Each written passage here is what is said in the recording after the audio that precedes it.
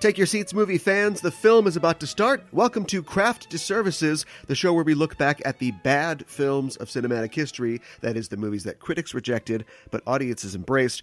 I'm your host, Aaron Coker. I'm also the host of the Just Enough Trope podcast on the Just Enough Trope podcast network. If you've got a favorite pop culture topic, Just Enough Trope has a podcast about it. You can find out more at justenougghtrope.com.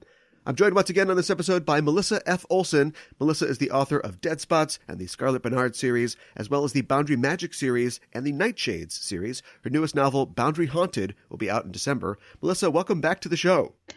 Thank you so much for having me back. I'm glad that my passionate feelings about Congo, didn't deter you from having me back again forever. No, it is great to have you back. And it is one of the reasons I love having you on the show, other than you being a great conversation partner, is that you push this premise to the limit. Every time you come on, it's some new film that I had always myself sort of relegated to the crap bin of cinematic history. But of course, this show is all about diving into that bin up to the elbows and reevaluating some of these movies that just got set aside by fans or by critics. And Congo definitely fits that description. Oh, yeah. And Last Action Hero, I think, fits that description too. Oh, yeah. But we're talking about something a little different this time. We are, and we'll dive into that in just a little bit. First up, I wanted to ask you about the TED Talk that you did recently. Oh, thank you. About the friendship paradigm. How did you get involved with that? Okay, so it was being sassy on Twitter. Okay, all right. Little did you know that if you're sassy so what happened was I complain on Twitter like normal, Twitter users. And one of the things that, and here's the thing about Twitter, you never know what people will like. When sometimes I'll think, I'll craft a tweet and I'll think that was so clever. People are going to love this. And it'll get like 2 likes and one of them, and they're both like good friends of mine who pity me. But so this one time I was reading this book and as often happens when I read books by male authors, I got kind of disgusted about how he was writing a female character. And I wrote this tweet, and I'm paraphrasing, but it was like signs that you're reading a book written by a man. In this book, a woman just accepted $500 in an envelope. She put it in the front pocket of her jeans, and then she sat down. Right. And that was the tweet. But then I kept going because I, historically don't know when to stop. Ever. And so, I was just, it turned into this long rant on pockets and how apparently this is a big, like, cultural raw nerve that women's clothes don't have pockets that you can actually put things in. And, right. So this Twitter thread went on and on. Bustle wrote an article about it. It got like, I don't even remember. It was something like 50,000 likes, and it went viral. And it was fun because while it was happening, people wouldn't just like it and retweet it. They would comment, and I would write back. And so one of the people who commented and who I wrote back was a Canadian man named Rick Talbot, who was putting together, little did I know at the time, was putting together this TED event.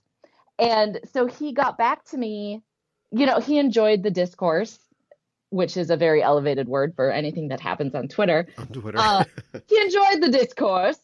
And so like a couple of months go by, I've moved on with my life from, Pantsgate. And he says, hey, I'm doing this TED Talk thing. Do you want to do a TED Talk about how men write women? And I said, of course I do. And so I started to dig into doing a TED Talk on how male writers write female characters. And it quickly became very apparent to me that any talk that I would do about that would break all the rules of TED Talks. Because interesting. What are the rules of TED Talks? TED Talks cannot be negative. They can't be disparaging. And you can't and they're subject to libel laws. So even to show this tweet, and later on in the tweet, I kind of quoted the book in more specific terms. And so It was not difficult. And I never called out the author who wrote it by name, because my whole point here was that male authors often put very little consideration into how they write women. If this was the only Right. dude on the planet who was writing like this, I would happily call him out. But it's a very common problem. Yeah. But if I were to do a TED talk about that, he could sue me. And more importantly, it probably TED has to approve all those talks, every single talk. They get to approve them, the TED organization. So then there was a couple months where it was like, by then Rick had he liked me. He thought I had some good ideas, but we were really stymied on, well, what am I going to talk about? And this was we did some back and forth and talked about canceling it entirely. And I said, well, what are the things that I can speak on as, at kind of a professional level? And one of them is storytelling, and another is being the parent of a child on the autism spectrum. I mean, those are two things at which I am, I would say, if not expert level, at least I play at expert level, even though I'm probably not, talented enough. So, Correct. yeah. So it again took a long time of me doing research and kicking ideas around. And then I kind of hit on this idea that, on this notion that we love stories about found families, or stories about, a loner character who looks around, or who, embarks on some sort of quest or an adventure. And during that process, they find these friends that become like their forever friends. Right. And that story is great, and I love it. And I'm certainly, have written many books that would fall into this category. But the problem is that when you are a child who is socially awkward, who for any reason at all doesn't have a lot of friends and struggles to make friends or keep friends, that's actually an incredibly painful thing to have sort of force fed you all the time. And I looked at just, a lot of my daughter loves Percy Jackson, but Harry Potter is this story. How to Train Your Dragon is this story. Most Pixar movies, it's the loner who finds their forever friends. We feed it to people so much that it almost becomes like a promise. And so then it hurts when you don't have friends of that caliber in your life. I'm sorry, that was a much longer explanation than I think you were really hoping for. No, that was perfect. But that's, so it was a very roundabout journey to the topic. But once I kind of hit on this, and, it was a hard topic to find just because it's so common. This sort of, I wouldn't even call it a genre of storytelling. I'm not sure you'd be the expert of whether or not it's a trope. Absolutely. Yeah. I mean, it's baked into these kind of stories. It is. And especially young adult and middle grade novels. And these stories. And as much as I love stories like this, I just feel, and I argue in the TED Talk, that we need alternatives. And, and I kind of mentioned some things like stories about like teamwork, alliances, working, interacting with people, and maybe not necessarily walking away the best of friends forever and ever. Actually, one of my favorite examples is The Magic School Bus, because, that's a show for children. And it's obviously, it's not about conflict between the kids.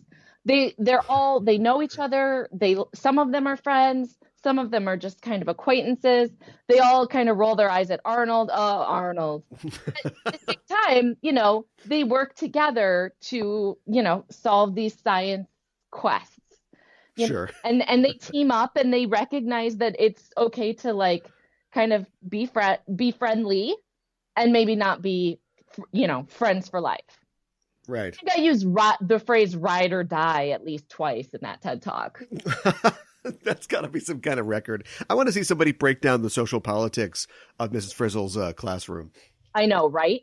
Well, it is such an interesting dynamic on that show. Have you watched the new show with No. Kate McKinnon? So they rebooted it with Kate McKinnon as Miss Frizzle, which is just like two great tastes that taste great together. And it's incredibly similar to the show that I and probably you know kind of grew up on. But in both cases, it's you know a group of kids that work together, and some of them are closer than others, and you know they all kind of one of them is more socially awkward. A couple of them are socially imperfect. You know, there's a lot of social perfection in children's television where everyone gets along perfectly. There's no real conflicts, and no one's ever awkward.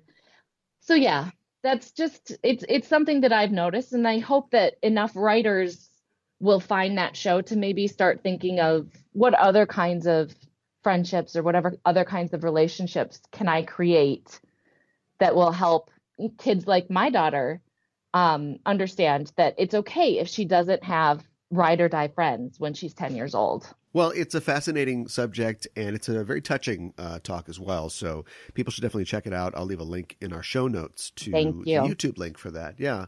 I wanted to ask you before we got rolling here, as the author of the Old World series, urban fantasy, and I guess nominally horror stories, what do you think about the state of scary movies right now? Of course, the Blumhouse brand of kind of low-budget scary movies is out there. A lot of ghost stories, The Conjuring, and things like that. Are you enjoying the current slate of horror films? That's a great question. I don't get to watch as many as I would like because my husband, whom I love very much, is a crybaby pee pants. Really? Yes. It's okay. He probably won't listen to this. If he does, I'm not saying anything I haven't said to his face. Sure. He does not care for horror. So my thinking on horror is, first of all, I love that horror does what horror wants. You know, I think a lot of other genres kind of follow trends, and horror is always going to be about what we're afraid of. So there's always a social component to the horror. The novel I'm working on right now is a horror novel. So I've actually been studying horror, the genre, more, and I've been reading more. I recently read, speaking of men who don't write women well, I recently read Stephen King's Danse Macabre, which is sort of his treatise on the horror genre from 1950 to 1980. Yeah. And I've been looking at that a lot. And one of the things that King says in Danse Macabre, and he is referring very specifically to the 1950 to 1980 period, but he says that horror back then is about looking for the mutants and like finding the monsters and getting rid of them. So in horror of that time, it was all about, you know, look for the mutants and get and purge the world of them. And that's what we do. And now I think horror is look for the mutants and it is us. Identify with them? Identify with them, or even, you know, they're more the hero now. I think that the scary other has become something that we identify with much more than we do, you know, the perfect post-World War II cookie cutter suburbia. Yeah. I like that horror does its own thing. I wish they would stop recycling. Stephen King has some great stories, but we have too many Stephen King movies. And I would much rather be seeing, you know, film or television adaptations from fantastic female horror writers like Anya Alburn or Sherry Priest than be getting yet another version of, you know, It or whatever, Graveyard, Pet Cemetery. You know, there's just the remakes thing is frustrating. And now they're remaking The Grudge, and that is baffling. Yeah, I just saw that trailer the other day and was like, wait, what? Yeah. The thing that confuses me about the Grudge franchise, and I've only seen a couple of the movies, but then I was reading about all of them. And the entirety of this franchise is, so if there's a really violent murder, the house is cursed, or wherever it happened is cursed, and anyone who goes in it will die the same way. And that is literally the foundation of like 55 movies. Okay, it's like 18. Okay, it's like 15, but it's a shit ton of movies. It's a lot, yes. It's a lot of films are based on this premise, and I'm like, you guys, logistically, this just does not work out. No one has crunched the numbers on this. Do you know how many violent deaths there are in like Chicago or New York? Right, but were they on Indian burial mounds or something like that? No. It's just the whole mythology is if it's a really intense violent death, then anyone who walks into the house has the same curse. That's the entirety. That's it. That's the whole thing. And not only do the numbers just not line up, but at some point, I feel like those movies are so boring because once a character walks into the house, you just know they're gonna die, and now we're just waiting. Right. Yeah. And those movies are like vignettes. It's like 5 or 6 different little mini stories in one movie. Like 5 or 6 people walk into the house, and then guess what? They all die. Yeah. That's literally I have just spoiled every single Grudge movie, and there's like 50 of them. So there's a wild and insane amount of Grudge movies, and I've just ruined them all. And so they're remaking The Grudge, and this just why? Well, it's about time, I suppose, in terms of just the nostalgia cycle. Yeah. See, there only needed to be one Grudge movie, and we get it. Stay out of the house, right? Like, stay out of the house. And so the suspense from those movies basically becomes, will that person, like, you watched the trailer. There's a moment in the trailer where it like zooms in on somebody's foot at the threshold. Yeah. And that's literally that's the entire suspense. Because if it's the house, that's it. They're dead. Yeah. Well, people dying in horror movies is kind of expected. I was always surprised. I've never actually seen any of the Insidious movies, but when the sequel started coming out and I saw the same faces on the poster, Patrick Wilson and Rose Byrne or whatever, I'm like, wait, they don't die? Isn't the family supposed? How do these people keep surviving through all these subsequent sequels in this series? You know, I've seen the first 2 Insidious movies. I remember thinking the first one was great and the second one was fine. But here's what I absolutely love more than anything else about Insidious. In that movie, Rose Byrne is home alone with the baby all day, and her husband Patrick Wilson goes to work, and she keeps hearing this creepy stuff happening, and the baby monitor is creepy stuff, and she says to her husband, "Listen to me, we have to move. The house is haunted." And you know what? He moves. Really? Okay. Yeah. He believes his wife. Do you know how rare that is in a horror movie for the wife to be like, "Honey, we have to go. The house is haunted." And for the husband to be like, "Pack your shit, woman. We're out." Like, he's not sure he believes her, but he also just trusts her enough so that when she says, "Something is wrong here, we have to go," he's like, "Okay, let's do it." And so ever since that movie came out, my husband, the crybaby pee pants, he and I have an understanding that, like, if one of us actually believes that the house we're living in is haunted, we're just going to move. Like, we're going to take a bath on a sail and we're going to move. Well, the name of this show is Craft to Services, and on every episode of the podcast, we usually look at a film that is poorly rated, generally lower than 50% on Rotten Tomatoes, but one that's well remembered by audiences at large. But today's film has a more complicated history. It's been called one of the worst films of all time, yet it has a staunchly loyal fan following. It's the first live-action adaptation of a video game to film, but its failure is often credited with single-handedly souring Nintendo on licensing more of their properties and characters for films. They wouldn't make another video game adaptation until this year, 2019's Detective Pikachu, long after other publishers and film studios had proven the viability of video game adaptations. And the film we're talking about is, of course, Super Mario Bros., the 1993 film adaptation of Nintendo's 1985 video game of the same name, starring Mario and Luigi, the titular Mario brothers, and their quest to free the princess and save the Mushroom Kingdom. But is Super Mario Bros. As bad as everyone claims it is, or is it an inventive effort that was a victim of its own creative aspirations? And before we dive into the discussion of the film, are you a video gamer? I am a Mario gamer. Okay. I'm a side-scrolling fan. Yeah, I yeah. think I think video games have gotten too advanced for me, and I also find it frustrating that now I find cutscenes very frustrating and boring, and Oh, that's yeah. so much of video games now.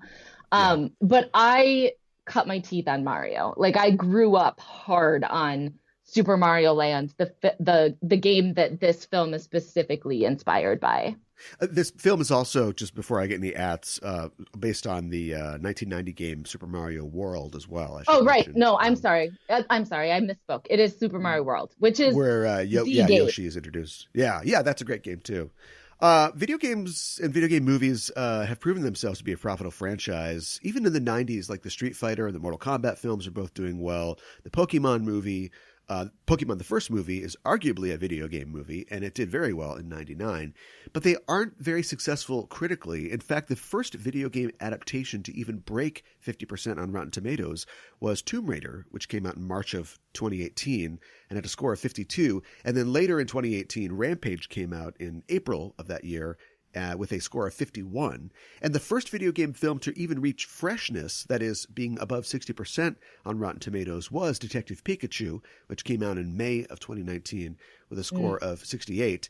And was followed shortly after by Angry Birds 2, which came out in August and got a review of 73% on Rotten Tomatoes. And I didn't see that one because I heard that, when the Angry Birds game or movie was announced, I think everybody kind of rolled their eyes. Yeah. And I think the movie did pretty much met everybody's expectations. But apparently the second one's pretty good. The first one's actually pretty good. And I say that very reluctantly because on this show that you have joined to talk about Super Mario Brothers, you say that's real. Okay, that's reluctant. No, Angry Birds should not have been a good movie. Like it's based on nothing. Right. I mean, it's based on literal geometry.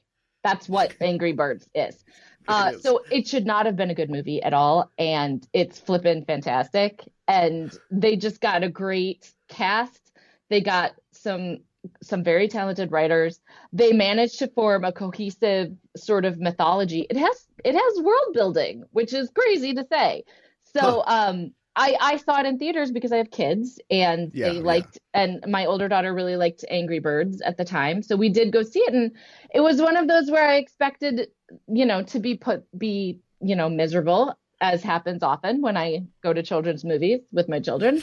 But it was really good. And Angry Birds 2 is also good. But I do think that the first one is much better. And speaking of which, back in January, and the reason I think, I can't remember if I pitched Super Mario Brothers, the movie, to you, or if you were looking for things or what, but back in January, my 9-year-old, she was 9 at the time, she's 10 now, just out of nowhere, we were sitting around, we were looking for a movie for family movie night, and she goes, you know what I wish? That there was a Super Mario Brothers movie. Uh-oh.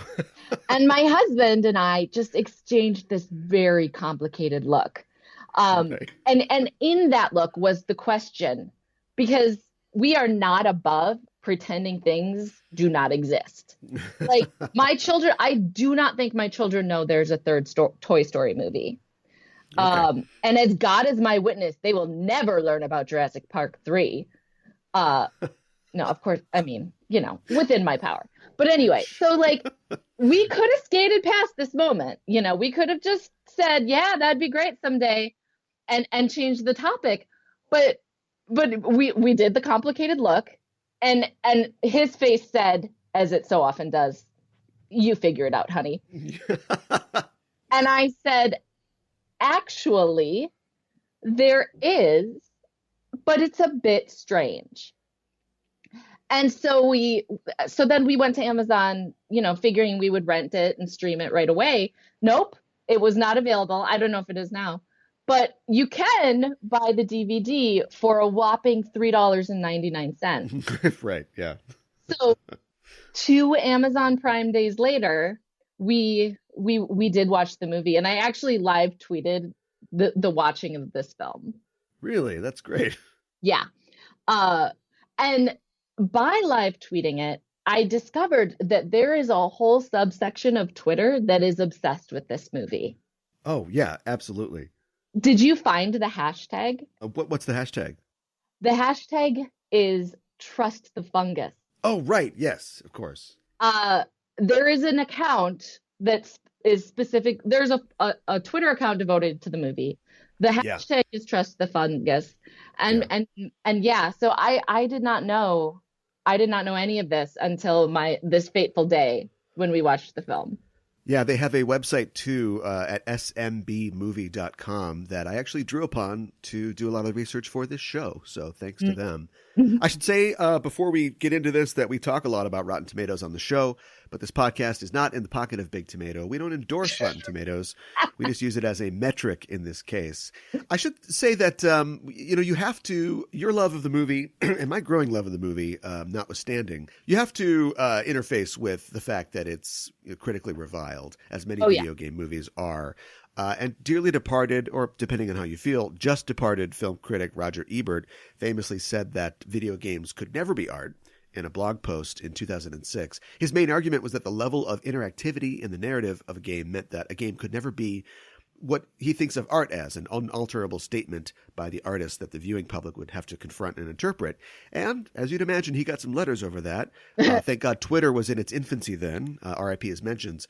But he did eventually walk that statement back after conversations with gamers, not to fully retract it, but essentially to say that it was presumptuous of him to try and pass judgment on a medium that he was unfamiliar with, and also to declare flatly that games could never be art, perhaps in the future.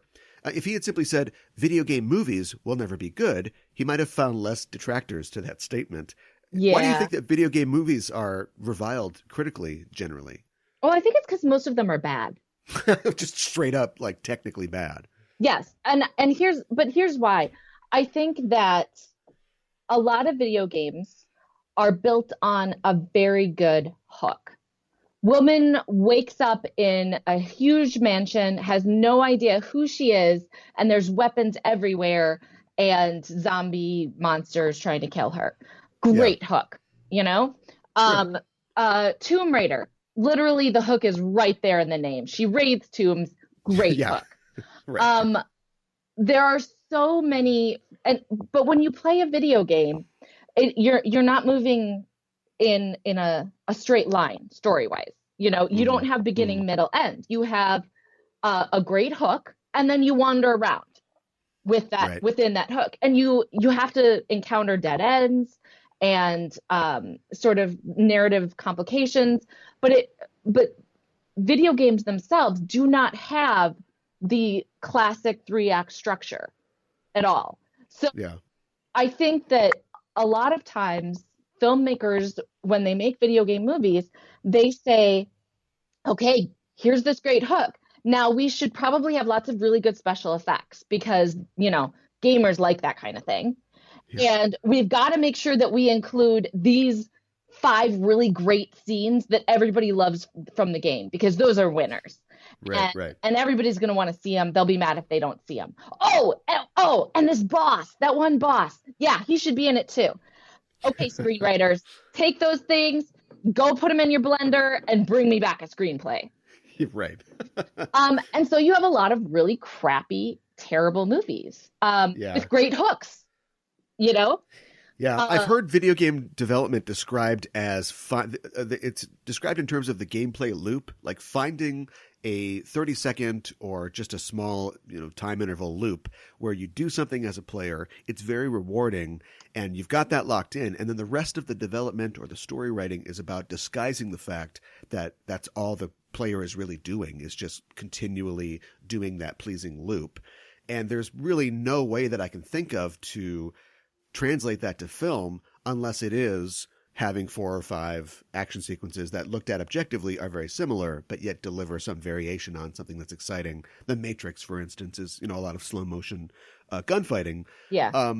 But yeah, it just seems like I've heard the Matrix described as the best video game adaptation that wasn't actually based on a video game. I could see that. Yeah. But I do think that, like anything else, the quality of a video game movie is all about how much we're willing to prioritize story and screenplay over things like great action sequences and cool, callbacks to the video game. And not very many people or not very many filmmakers will really prioritize a cohesive story because they believe, and it's arguably in some way true, they believe that that's not necessary for a video game movie, that in order to please gamers, who is the target audience, you really only need, these handful of elements. A checklist, right? And there are some people who love, any video game movie because they love the video game. So sure.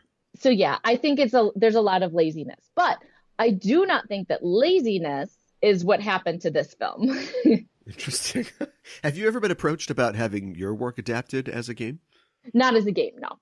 And that's probably good. Oh yeah. It's just not my world. I don't know anything about it, and I would not.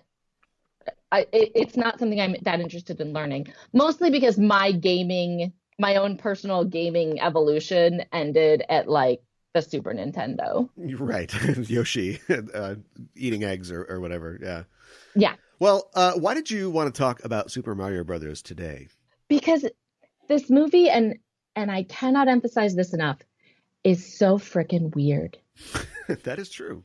Like, I jokingly called it William Gibson's Super Mario Brothers, the movie. Yeah. Because it really is. It is so steampunky but so like it's that neuromancer world of, or the Blade Runner world. I mean, it's Blade Runner as Super Mario Brothers, which someone thought was a good idea. Right. And there are just, man, every single day someone went to a set, and I read that this movie went way over budget and way over schedule, so that means that every day the people in charge of this movie, the directors, they went to the set and they said, yeah, that's still a good idea. Yeah. You start watching it, and and I remember when I watched this with my kids and my husband, the kids are just watching, and my husband and I, we just kept grabbing each other and exchanging these looks of like, did that just happen? Yes. Like, no, they can't. And no, it just keeps happening. And I was reading, when I was reading about sort of the making of this film, the directors who were hired to run it, they are famously created Max Headroom, which is the perfect. You can see that. Like the second I read that, I'm like, oh yeah, I see that. But they were also looking for like a darker vibe along the lines of Teenage Mutant Ninja Turtles and Batman and Ghostbusters. Sure. There was an interview that said, yeah, Ghostbusters was what we were aiming for. And first of all, why? Like, what a bizarre choice. And secondly, like the game itself is so kid friendly. I mean, there's a darker, even the like underground worlds are like very fun. It's fun. And the movie, it is so odd. It is, the tone is all over the place, but if you had to average out the tone, I think it would be this very Blade Runner kind of dystopian cyberpunk world. Yeah. Cyberpunk is the world I'm looking for. A word I'm looking for here. Yeah. As a parent, I'm sure that you've seen a lot of kids movies, and you see that kids movies often try to deliver that lightness and kid-friendly stuff, but then try to have something for the adults in the audience, a sort of wink and nudge humor, or just more mature themes. And I wonder if you could ever have made a Super Mario Brothers that was as light and fun as the video game, because nowadays, if there was ever a period like in between Super Mario Brothers and now, or before Super Mario Brothers, because even with Super Mario Brothers, you're getting Blade Runner with Super Mario, but now you've got, like, say, the Dora the Explorer movie, and they didn't even try to deliver what's in. They immediately began sending up the film, and the whole thing is sort of like making fun of what Dora is. Well, I think what you have to sort of go back to is, what is the Super Mario Brothers films? Because, or I'm sorry, the game. What is Super Mario Brothers? And the fundamental like story here is these two plumbers go down a pipe and they're in another world and they need to rescue a princess from this tyrant king, right? Like that's the plot of basically every game. And the worlds that they travel through are designed for gameplay. You know, nobody really was trying for like a really in-depth mythology when they created the Mushroom Kingdom. They were what would be fun to play? And that, that makes sense. Right. But I do think that that's very different from like Dora the Explorer, which I did go see in theaters, by the way, the new film. Yeah. And that's really just trying to be baby Raiders of the Lost Ark. Sure. And, that's cool. But I do think that your earlier example of Detective Pikachu is a great example because like the Super Mario Brothers film, it is very focused on world building and creating a world. But that world is very different from, I shouldn't say different, it's very distinct from the game world of Pokemon. They weren't really trying to adapt Pokemon. They were sort of taking this one-off game, which was probably developed, at the same time as the film, and really just play with a smaller story within that.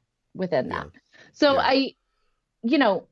Super Mario Brothers never had a hugely complicated storyline. And there was a lot of freedom that the filmmakers had to develop it. They just made such bizarre choices with it. Really I mean, the opening scene is just, they don't even pretend. The opening scene is this juxtaposition of nuns in a nunnery receiving this crying bundle, and you think it's a baby, but nope, it's a giant ass egg. And then a baby hatches out of it, which, by the way, the nuns are fine with. Yeah, they're cool. They're like, nuns, you've just seen something that disproves all of your belief system. You've seen an infant hatch from an egg, and like the camera goes back and forth to like the stained glass windows with the religious iconography. Yeah, I know. And this is all immediately after a 16-bit computer graphics sequence where we learn that dinosaurs apparently had Italian accents and lived in Brooklyn before the comet hits or the meteor hits. Naturally. Yeah. But I mean, they don't even pretend this is going to be a normal movie, No. Right out of the gate, we've got nuns with an egg, and it's juxtaposed with King Koopa trying to hunt this princess, and wow. And then Mario and Luigi, and they're terrible plumbers. Mario, okay, and we need to say some things about Bob Hoskins in this movie. Because, when I was reading about the sort of making of the film, and he didn't want to do this movie, and they just kept sending him revision after revision until, he agreed. Basically, the studio wanted him because visually, has anyone ever been more Mario? It's pretty good casting. It is. But Mario is so awesome. I want him to be my brother, but also my dad, but also I just want like hugs. It's very confusing for me, identity-wise. He's so kind and really skilled, and he's got this nobility, which is great. Like they really fleshed out Mario in a way that, makes him worthy of Bob Hoskins, and I respect that. And then Luigi, on the other hand, is bad at plumbing. He's terrible with women. He has no idea how to talk to a girl. He misses work because he decides to drive around based on his feelings about traffic instead of any actual information or experience. Yeah. Like he's the worst. And also, and so of course he has a crush on Daisy, who is amazing. And maybe you would know from your research, was the character of Daisy invented for the film? She appeared in a Super Mario Land, I believe, on the Game Boy first. as Oh, the queen or the princess of a different kingdom. Later on, she got folded into the Mushroom Kingdom.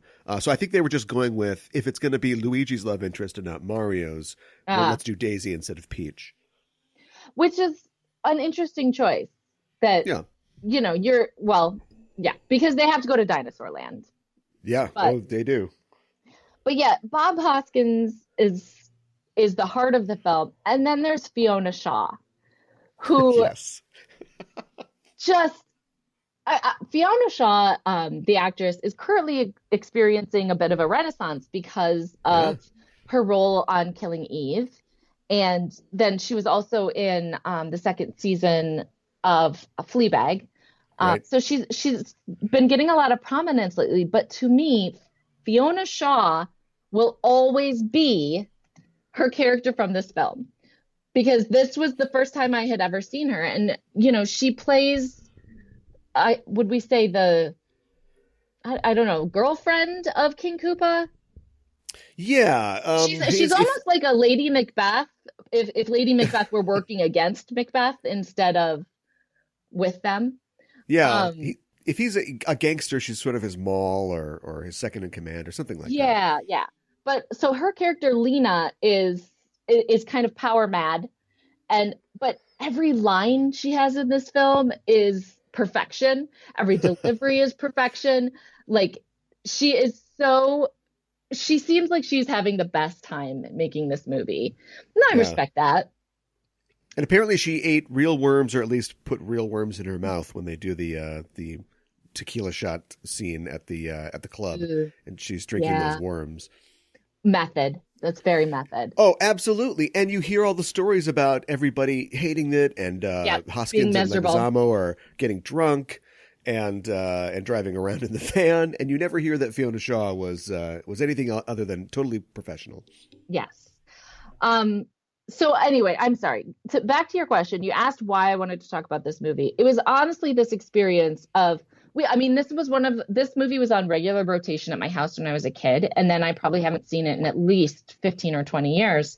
And then my family watched it again in January, just kind of with, when you watch something with your kids, you sort of have fresh eyes on it, which is very fun. Right. And just, I think that the most perfect moment in this film is towards the end, when the Mario brothers unleash a bomb on Koopa, but the bomb moves at the speed of an actual wind-up toy. So it's walking toward Koopa forever. Right. And it actually can walk up a wall, which, boy, I don't remember from the video game. It walks up a wall, and it walks upside down on this grate to, get to Koopa, who is on this sort of bridge type thing. And then through the grate, we see that his little sneakers, the Bob-omb's little sneakers, say Reba. Right.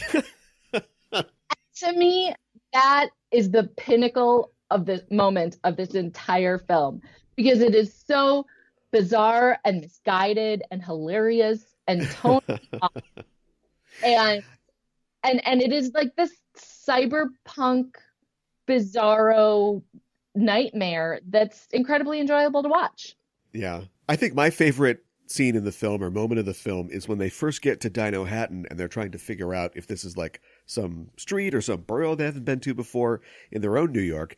A guy rides by on a bike, ring ring, and then he just hits the end of the walkway he's on, and he just pitches over and falls to the street below, and we never see that guy again. Never seen again. We never figured out why he couldn't see the fence in front of him. Oh my gosh. That's the moment where you're like, oh, this is going to be weird. All bets are off. We're discussing, of course, Super Mario Brothers, which came out on May 28th of 1993. It's rated PG, has a running time of 104 minutes. It was developed by Hollywood Pictures, which is a production label of Walt Disney Pictures, similar to their Touchstone Pictures label. It was distributed by Buena Vista Pictures Distribution, which of course was Disney's film distributor. So this is technically a Disney film. It was not a success at the box office. It grossed around $21 million on a $48 million budget. And of course, as we've discussed, it was not a success critically either. It currently stands at 23% on Rotten Tomatoes. It does not have a Metacritic score, and it's at 4 out of 10 for its IMDb score. It was directed by then husband and wife team Rocky Morton and Annabelle Jankel, and they got their start directing music videos for groups like Rush, The Talking Heads, and Elvis Costello. They also worked in design and computer graphics for film and videos. The traditional computer animations seen in Costello's Accidents Will Happen video were designed by them. After that, they co-created with George Stone the character Max Headroom, as you mentioned, who's portrayed by Canadian actor Matt Frewer. I always get his name wrong, Frewer. They created and directed the original Max Talking Headroom show, as well as the Channel 4 TV film Max Headroom 20 Minutes into the Future, which was adapted into an American series that aired on ABC. And I feel like for possibly our younger listeners, or even our less informed older listeners, we might have to go over real fast what Max Headroom is. And to be fair, I only know because when I was in film school, we watched it in one of my television classes. Really? We did. The BBC movie? Of course. Well, I think I think we didn't watch all of it. We watched about half of it. And even then, I mean, this would have been 2004. It looked pretty dated. Well, yes. But do you want to go ahead and... Well, I could just real quick say that if you know what New Coke tasted like, then you probably know what Max Headroom is, as he was the spokesperson for Coke around that time. But yeah, it's just like, I think a lot of people had a lot of weird ideas about where the future was going. And so Jankel and Morton came up with this guy that was ostensibly, you didn't really know what he was. They filled out his backstory in the TV show, but he was just a talking head, literally, played by Matt Frewer. And he would just do comments. It was sort of like a Friday Night Videos. He'd like introduce videos and do short skits and social commentary. And for some reason, like the swirling geometric background behind him and the sort of clips and flubs in his speech just I don't know, just resonated with people. And not the TV show, of course. Although I do own the TV show on DVD. I do really like the TV show. Well, yeah, and I mean the television show became much more of a satirical. It was very much a commentary on the concept of how television was running the world, right. And in the show, television literally runs the world. I mean, this oligarchy of television networks is in charge of everything, and the government is, mainly exists to help the television networks.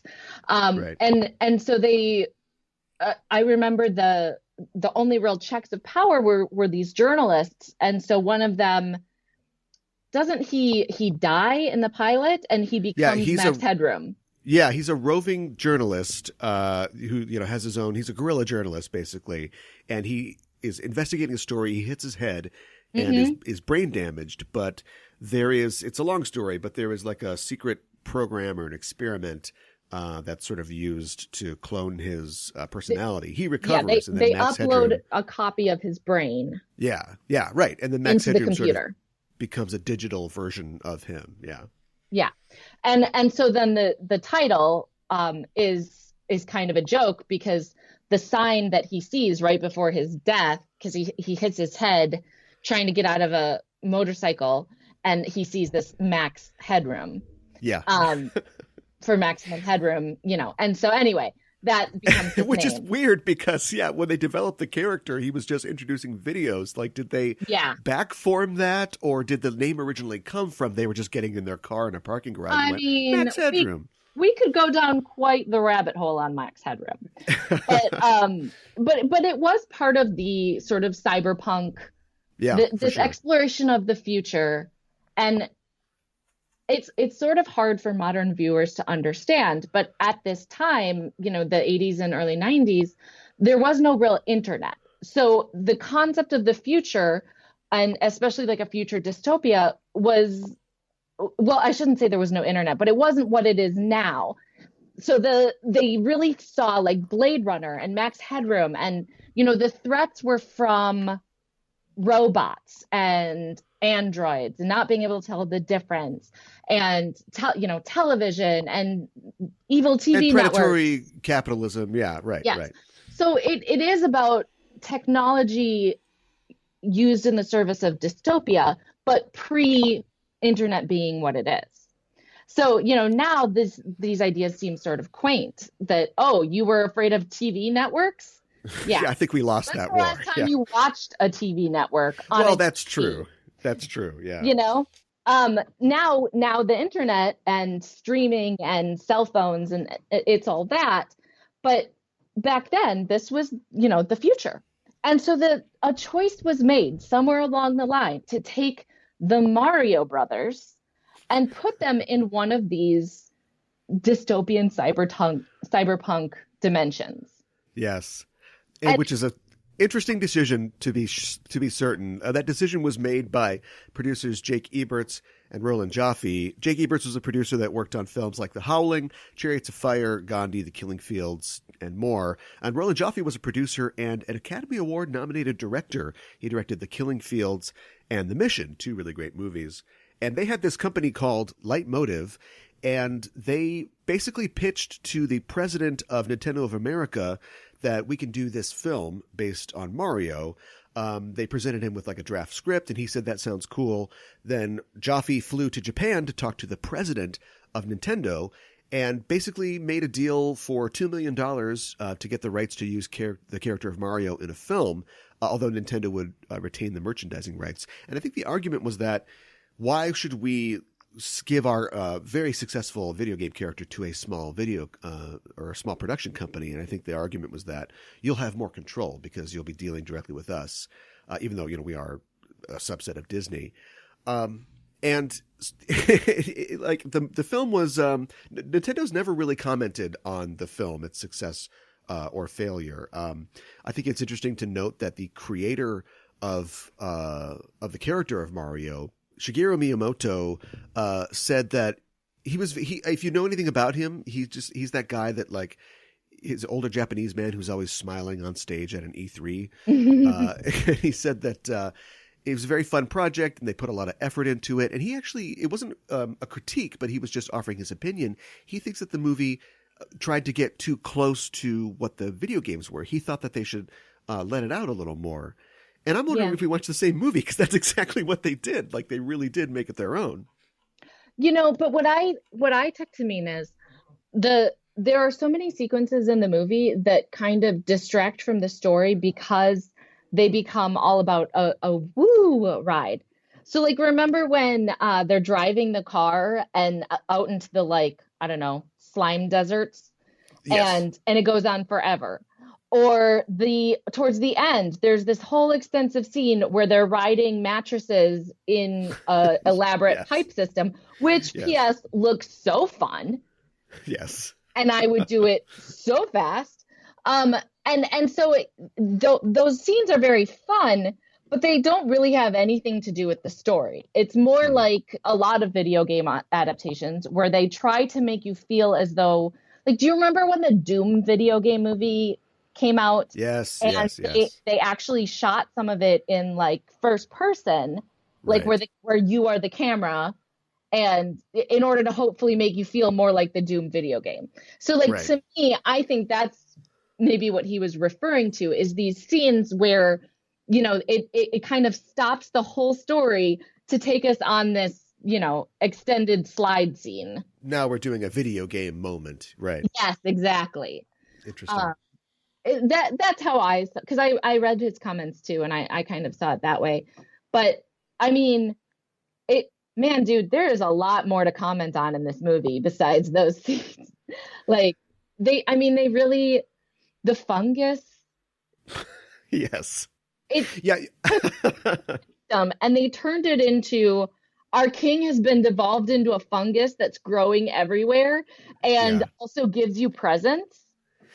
Yes, no kidding. There's so much creativity in this film. I mean, you can't argue that. And I don't know if it is solely down to any one particular contributor. Over 9 people, or around 10 people, I guess, worked on the script at different times. Apparently, the initial screenplay or the initial draft was written by Barry Morrow, who was the Oscar-winning screenwriter for Rain Man. And apparently his draft of the screenplay was so similar to Rain Man, it featured a a road trip between two characters, who were looking for themselves, that they called it Drain Man. So I'm not sure any of that made it to screen. The next draft of the script was written by Jim Ween and Tom Parker, who had worked previously on the film Stay Tuned, and which I think is a pretty good film, and it's kind of similar to this in a lot of ways.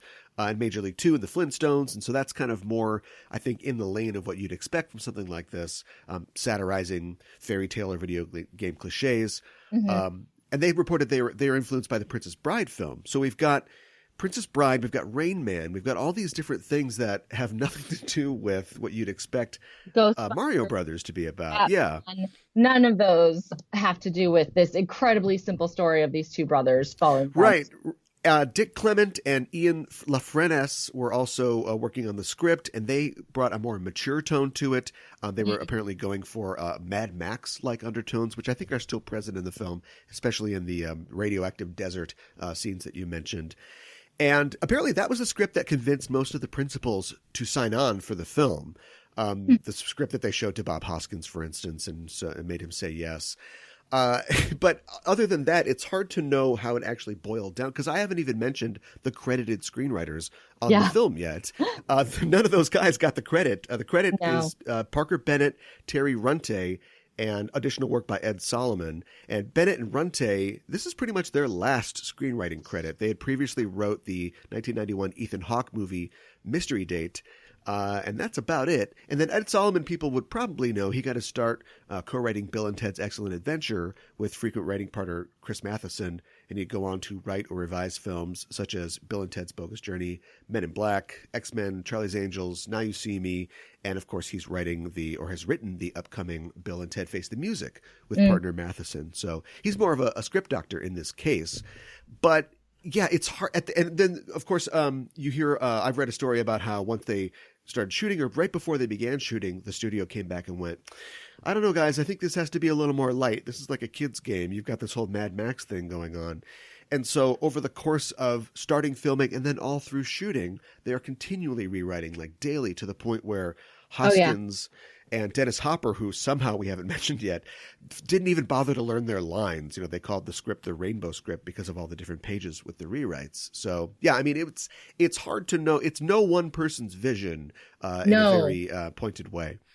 Well, and I think that one of the reasons that the tone is so all over the place is because it seems like each and every one of those screenwriters was writing to a different age group.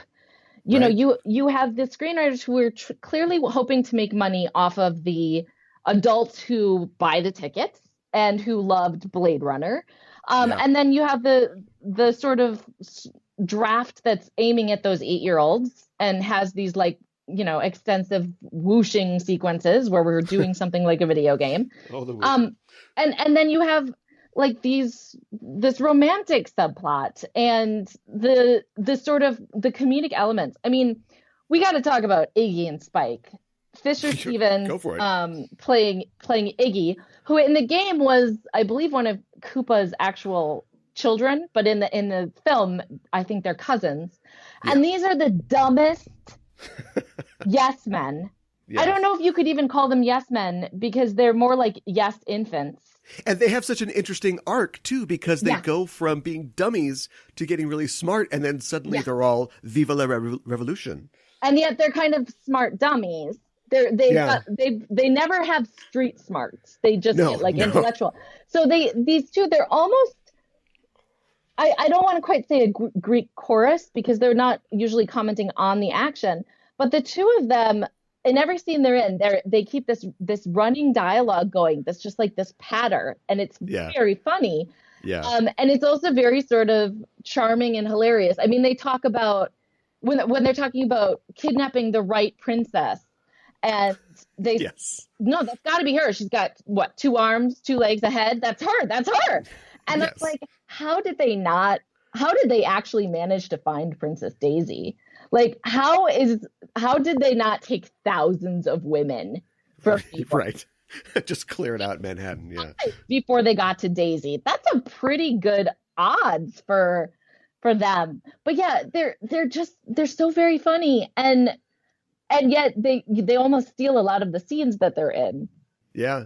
And that was partially down to their own kind of, not ambition, but creativity. And as the movie was falling apart, Fisher Stevens and Richard Edson plays Spike, a character actor that probably best remembered as one of the parking attendants in Ferris Bueller.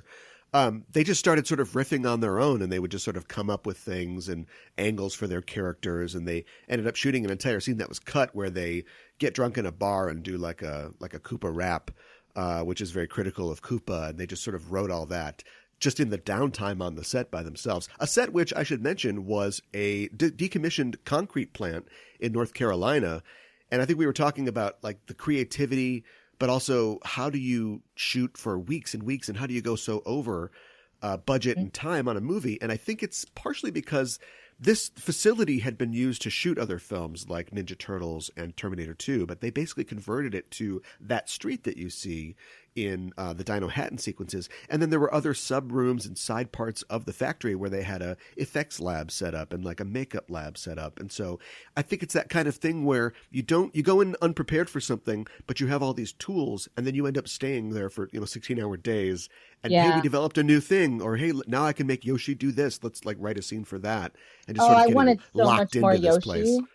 Yeah, he was cute. Apparently, the producers of, I think, the Jurassic Park sequel. No, it was Jurassic Park, because these two, they were being filmed concurrently, and apparently the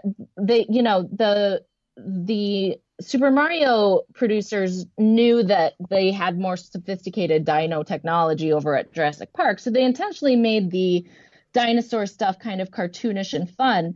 But apparently, the one of the Jurassic Park special effects people came to visit the Mario Brothers set and were so impressed by Yoshi that they kind of developed some of the techniques from Yoshi. But unfortunately, Yoshi, it does definitely bear mentioning that this movie is wonderfully advanced in terms of special effects and the set design. We look back at it now and it's not so impressive, but at the time they had such a good team behind the scenes kind of constructing this thing and doing the effects and doing the dinosaurs and doing Yoshi. But we have to also remember that they were limited in how much they could use Yoshi. He couldn't be in every scene, unfortunately. Because they didn't have as much like mobility for him.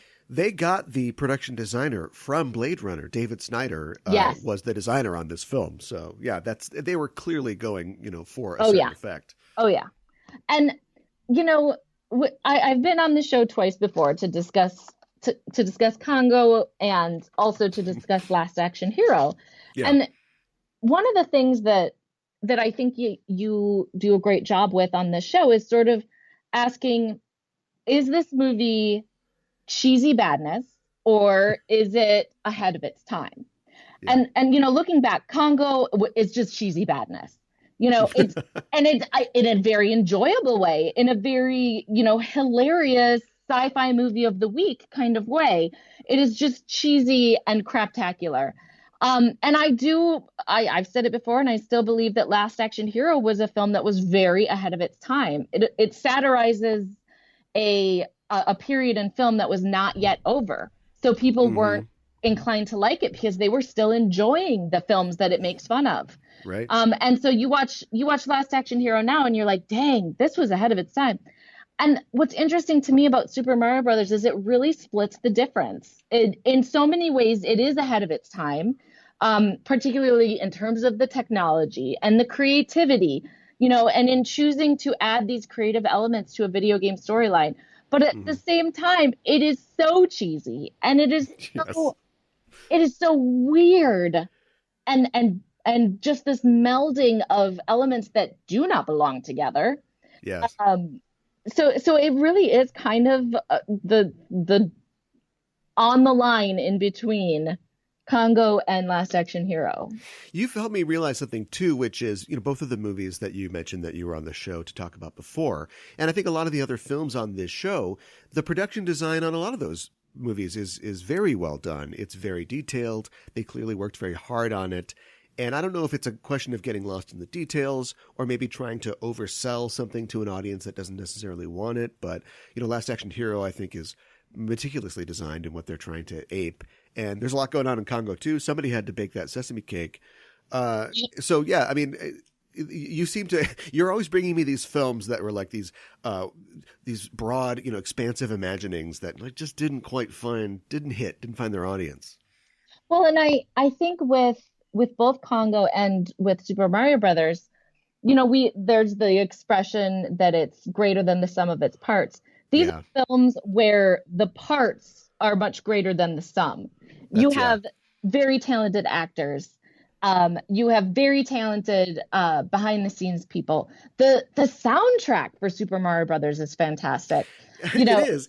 It's interesting, though. I don't know why they used a lot of popular songs from the time, but they're all covers by other artists, which I found interesting. And I didn't know if that was an attempt to circumvent like licensing, or if they just wanted to give you maybe perhaps like an alternate universe's idea of these songs. I mean, who knows why anyone does anything in this movie?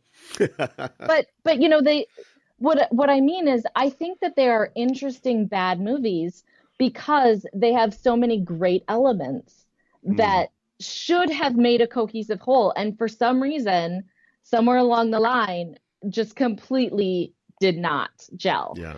And Last Action Hero 2, it's a very detailed movie.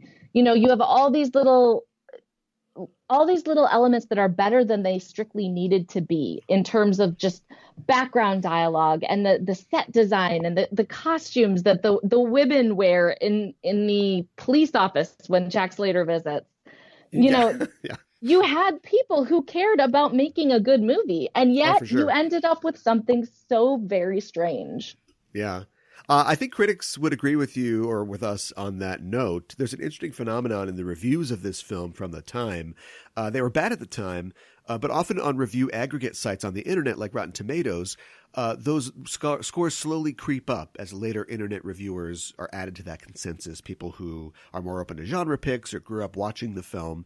But even modern critics seem to hold the film as a punching bag still, and many outlets on the internet don't even cover it. So that's probably why it has no Metacritic score. Metacritic scores are almost all current coverage. But when the movie came out, Michael Wilmington of the Los Angeles Times said that it's a movie split in two, wildly accomplished on one level, wildly deficient on another. And he mentioned specifically the sheer density and bravura of the production design. Yeah, I think it's a terrible adaptation of Super Mario Brothers, the video game. Yeah. It just is. At the same time, I think it's a fascinating cyberpunk entry in the cyberpunk, subgenre. Right. Of the 80s and 90s. That's a very small subgenre, because it didn't take too long before, probably around the time of the net, our understanding of what the technological dystopia was going to look like shifted dramatically. But for 15 years there, this cyberpunk thing was huge, and this movie's a great entry in the cyberpunk catalog. It's just that for some reason somebody also thought it should be a Mario Brothers movie. Yeah, it's almost like maybe get the Mario out of there and then see what we've got left. But there's one guy who did say, Hal Hinson of the Washington Post had good things to say about the movie. He praised the film for its effects, of course, and he proclaimed, quote, "In short, it's a blast." And it's like, congratulations, buddy. You just made it onto the box for every release of this film from now until whenever. I mean, maybe that's why he said it. Yeah, probably. That could be the reason that he said that. The stars from the film have all been, for the majority, have been critical of their time on the film. Bob Hoskins famously was asked, what's the worst job you've done? What's been your biggest disappointment? And if you could edit your past, what would you change? His answer to all three was fried green tomatoes. No, it was Super Mario Brothers. It was Super Mario Brothers. And John Leguizamo has actually enjoyed the fans' love, or some fans' love for the film. He did a video message that you can see on YouTube for the film's 20th anniversary, basically just having a good sense of humor about it and praising the fans that still love it. And there are a lot of fans that love it still. We mentioned, of course, the SMB Movie Twitter account and the website, who themselves have apparently found a rough cut of the film on VHS that has almost 15 minutes of cut footage from the film, including extra scenes and alternate scenes. And they're looking to crowdfund a restoration of those scenes for a full release. So if you're interested in helping out with that, check that out. I would Kickstarter the hell out of that. Yeah, I'd chip something into that. Why not? It's like the Superman 2, when they recently did a director's cut of that, and sometimes things are cut for good reasons and sometimes not. And unfortunately, the only way to know is to get to see it. Yeah, that's true. I would absolutely watch a secret cut. And I have read more positive quotes from Samantha Mathis, who seems to have a better attitude about the film's legacy. Yeah, that was like her second film as an adult after Pump Up the Volume. And so, yeah, which I also love. Yeah. It's worth mentioning, though, and I think it's important to note that technically Daisy is a Disney princess. That is absolutely correct. And I think that she has been robbed. She, frankly, should be getting to be in a lot more of those group shots. Yes. We got to, get her up there, get the alien baby from Alien, which I guess you've got a Disney queen in the Queen Mother, but the baby would be a princess. Okay. Yeah, we've got to repatriate all these princesses. I agree. And Sally from Nightmare Before Christmas. She Dr. marries the Frankenfurter. Pumpkin King. Right. Yeah, the Pumpkin King. That's right. She's maybe the Pumpkin Queen at the end of that film. Dang it. We need to start, you and me. This is what we're going to do. We're going to start like our own TV show on the Disney Channel that just follows the misbegotten Disney princesses, like the ones Disney would rather disavow. The princess, forgotten princesses, too hot for TV, too hot for Disney. No. Don't say too hot, because then you're going to get a certain fandom that we do not want watching our show. Well, we want people to watch it. Not them. No. But no, I feel like there should be a disavowed Disney princess show. And Daisy would definitely be a major player. I think that's a good idea. I'm trying to figure out who owns Max Headroom. Oh, Warner Brothers. So that's in a few years, Disney will probably buy them too. So, yeah, it's really only a matter of time. You just have to wait, and everyone will eventually become a Disney princess. Max Headroom was right, everybody. Blipverts are real. As we head to the end here, is there anything that you want to say? Anything that we didn't say? There's so much to say about this film, and I would absolutely encourage listeners to check out smbmovie.com if you want to know more about the film. I don't know why, but Lance Henriksen is in this movie too. Yes, he is. He plays, and please picture that word in quotation marks. He plays the king, the fungus king, Daisy's father, and by plays, he has one shot that made the film, and it is the moment where he's restored to human, and that's literally it. They got Lance Henriksen to fall into a chair, and then they cut away. Right, yeah. So that's just that's one of many blink and you'll miss it treasures of the Super Mario Brothers film. No idea why he decided to fly to North Carolina to do that, but he met his wife on that film. She was a makeup or a costume assistant or person. Yeah. So good for him. Yeah, I guess somebody got something out of this movie, at the time. Somebody did. Yeah. That's nice. That's good for them. Well, that's it. Thanks for joining us, listeners. If you want to let us know how you felt about this movie, you can tell us on Facebook at facebook.com/craft2services. We're also on Twitter at craft2service. And, of course, the show's on Apple Podcasts and all those good places. Subscribe, rate, and review us on your platform of choice. We'd appreciate it. Melissa, where can people find you online? My website is melissafolson.com. I'm also on Twitter at Melissa F. Olson. And most of the social medias I can be found under my actual name. And Boundary Haunted will be out in December. Where can people pick that up? December 3rd. You can get it right away for your Kindle. You can order it on Amazon, and you can order it from just about any bookstore if you walk in and ask for it. And that's it for us. The credits are rolling. This is Aaron for Melissa saying, trust the fungus.